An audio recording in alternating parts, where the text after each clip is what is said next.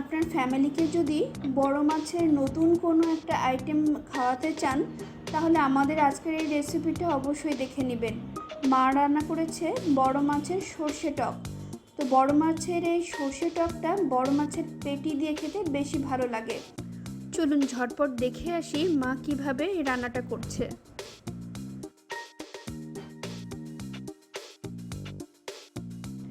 এই রেসিপিটা করার জন্য প্রায় 4 থেকে 4.5 কেজি ওজনের বড় মাছের যে পেটিগুলো থাকে সেগুলো দিয়ে যদি আপনি রান্নাটা করেন তাহলে খেতে অনেক সুস্বাদু হবে।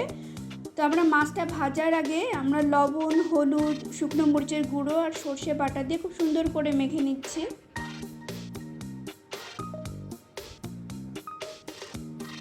সুন্দর করে মাখানো হওয়ার পর দেন আমরা আর কী লাগবে উপকরণ সেগুলোও দেখে নিই। ফোড়নের জন্য লাগবে গোটা সরিষা, গোটা জিরে আর শুকনো মরিচ, তেজপাতা। আর এখানে আমরা নিয়েছি ফ্যাটানো টক দই, কিন্তু টক দইটা ফ্যাটানোর সময় আমরা একটা হাফ লেবুর রস আমরা দিয়েছিলাম, যেহেতু এটা আমরা একটু টক রান্না করব তাই টক দইয়ের সাথে একটু লেবুর রসও মিক্স করে তারপর খুব সুন্দর করে আমরা ফেটিয়ে নিয়েছি। লাগবে কাঁচামরিচ আর সর্ষে বাটা, আমরা এটা পেস্ট করে নিয়েছি। সর্ষে বাটা পেস্ট করার সময় সাথে আমরা কাঁচামরিচও দিয়েছিলাম। পুরো রান্নাটাই আমরা করব সরিষার তেলে। সরিষার তেল গরম হলে মাছগুলো খুব সুন্দর মতন ভেজে নিচ্ছি। সর্ষে বাটা দিয়ে ম্যারিনেট করে সেই মাছটা ভাজলে সর্ষের খুব সুন্দর একটা গন্ধ বের হয়, যেটা এখন আমরা পাচ্ছি। ভেজে রাখা মাছগুলো উঠিয়ে নিচ্ছি। এখন মাছ ভাজার তেলে আমরা ফোড়নটা দিয়ে দিলাম। গোটা সরিষা, গোটা জিরা, শুকনো মরিচ আর তেজপাতা। খুব সুন্দর একটা অ্যারোমা বের হলে দেন আমরা দিয়ে দেবো কুচনো পেঁয়াজ।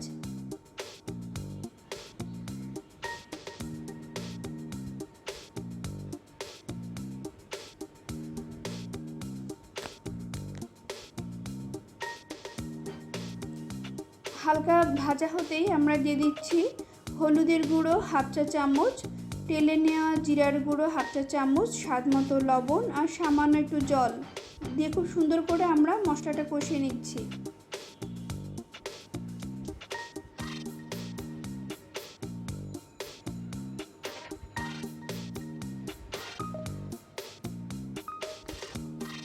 প্রায় 3-4 মিনিটের মতন আমরা মশলাটা কষিয়ে নিয়েছি। এখন আমরা দিয়ে দিচ্ছি সেই সর্ষে কাঁচা মরিচের পেস্ট, প্রায় 2 টেবিল চামচ ভর্তি করে। সর্ষে বাটা থেকে তেল ছাড়া না হওয়া পর্যন্ত আমরা এটা খুব সুন্দর মতন কষাতে থাকবো।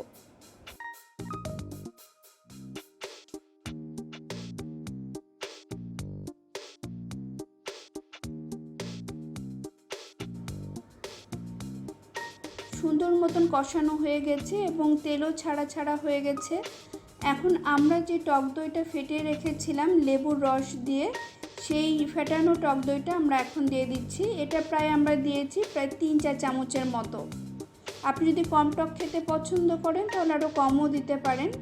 যেহেতু এটা রান্নাটাই হলো বড় মাছের টক, সেই কারণে আমরা একটু পুরো রান্নাটা একটু টক রাখতে চাচ্ছি। ফুটে উঠলে আমরা ভেজে রাখা মাছগুলো দিয়ে দিচ্ছি।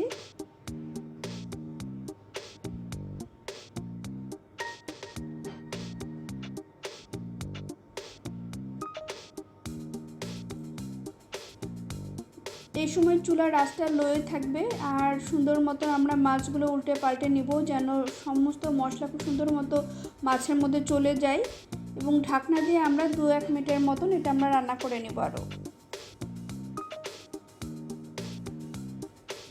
যেহেতু মাছের পেটিগুলো একটু নরম থাকে, এই সময় আমরা একটু হালকা ঝাঁকিয়ে নিচ্ছি হাতা দিয়ে না নাড়ে, আর কাঁচামরিচগুলো দিয়ে দিচ্ছি ফ্লেভারের জন্য।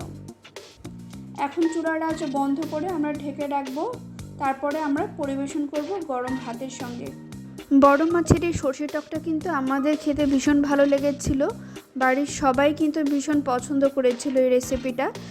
আপনারাও কিন্তু ট্রাই করতে পারেন এই বড় মাছের সর্ষে টকের রেসিপি। তো বড় মাছের এই নতুন ধরনের আইটেমটা রান্না করে আপনারাও খেয়ে আমাদেরকে জানান কেমন লাগলো। আর ধন্যবাদ সবাইকে আমাদের এই পুরো ভিডিওটি সময় নিয়ে দেখার জন্য। সবাই ভালো থাকবেন।